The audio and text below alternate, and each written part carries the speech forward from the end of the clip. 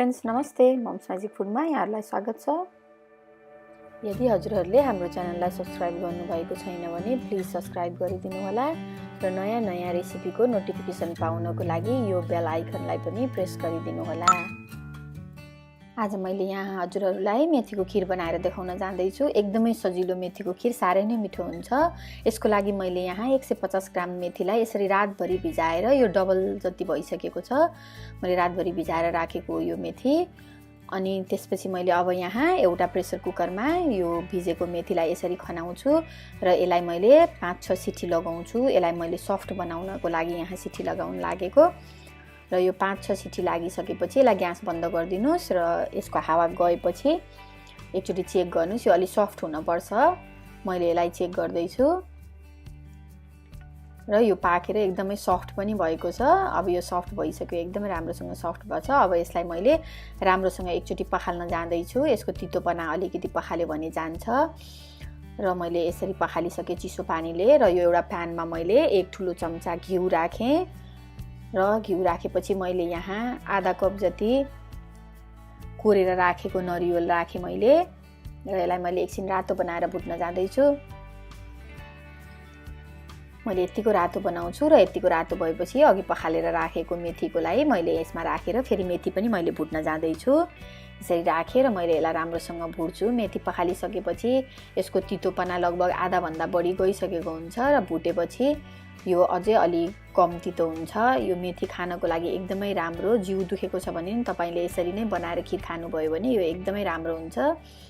र हल्का तितो त आउँछ मेथीको, तर एकदमै तितो पनि हुँदैन, तर स्वाद एकदम मिठो हुन्छ। यसरी मैले यसलाई लगभग 4-5 मिनट जति राम्रोसँग भुट्छु ठुलो आगोमा। यतिको भुटिसकेपछि मैले यहाँ अब चिनी राख्न जाँदैछु। चिनी हजुरहरूले आफ्नो स्वाद अनुसार राख्नु होला। मैले भने यहाँ लगभग 8-10 चम्चा जति चिनी राखेँ। तपाईले स्वाद अनुसार आफ्नो चिनी राख्नु होला। कम बढी यो आफ्नो स्वादमा भर पर्छ। र यतिको राखिसकेपछि मैले यसलाई एकछिन भुट्छु। यसरी भुटेपछि यो चिनी पनि पग्लेर यसमा पानी पानी जस्तो देखिन थाल्छ र यो अब लगभग रेडी भयो भुटिएर। र मैले यसलाई यसरी भुटिसकेपछि मैले अब यसमा दुध राख्न जाँदैछु।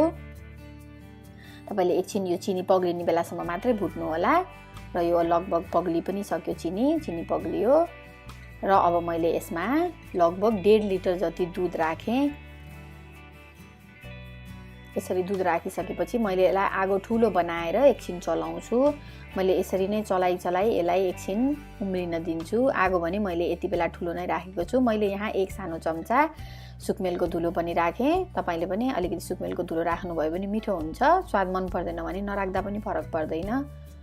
र यसरी मैले यहाँ राखिसकेपछि मैले यसलाई एकछिन राम्रोसँग पकाउँछु। ठुलो आगो बनाएको छु, त्यही भएर मैले यसलाई एकछिन चलाउँछु राम्रोसँग पिँध लाग्न नदिनको लागि। यसरी चलाइसकेपछि ठुलो आगोमा यो लगभग अब उम्लिन लागि रेडी भइसक्यो। यसरी उम्लिन थाल्यो यो। र मैले यसलाई साइडमा चलाइ पनि राखेको छु। बीचमा चलाइ पनि राख्नु होला। आगो ठुलो बनाएर नछोड्नु होला। यसरी आगो ठुलो बनाएपछि यो राम्रोसँग उम्लियो र यो उम्लेपछि मैले यसलाई अब आगो सानो बनाएर यसलाई मैले लगभग 1 घण्टा जस्तो सानो आगोमा पाक्नको लागि छोडिदिन्छु। मैले यसलाई बीचमा चलाइ पनि राख्छु। यतिकै बसालेर चाहिँ नछोड्नु होला, त्यसो गर्नाले तल पिँध लाग्दैन।